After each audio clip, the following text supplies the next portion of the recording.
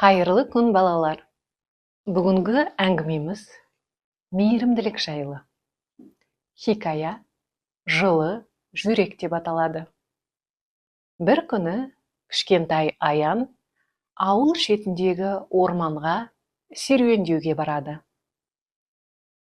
Орманда келе жатып, ол бір қоянды байқап қалады.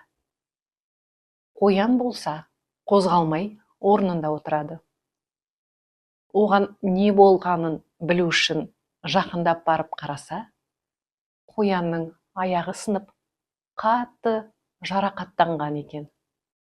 Ол қоянды қолына көтеріп алады да, «Қорықпа, мен саған көмектесемін», деп үйіне алып барады. Аян үйіне қоянды алып барып, анасына оның жарақаттанғанын айтады. Анасы Аянға көмектесіп, қоянның жарасын тазалап, дәкемен мықтап байлап қояды.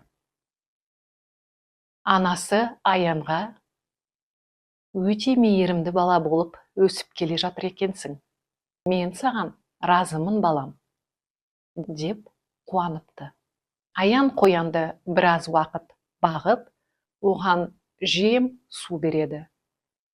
Бірнеше күннен соң қоянның аяғы жазылып, ол секіріп жүре бастайды. Ал қоянның аяғы әбден жазылған соң, Аян оны орманға алып барып, бостандыққа жібереді. Қоян оған алғысын білдіріп, бір орында секіріп, Аянның аяғына жақындайды да, қайтадан секіріп, орманға қарай жүгіріп кетеді. Сол күннен бастап, Аян мейірімділіктің тек қана жан-жануарларға емес, айналасындағы мұқтаж адамдарға да керек екенін түсінеді.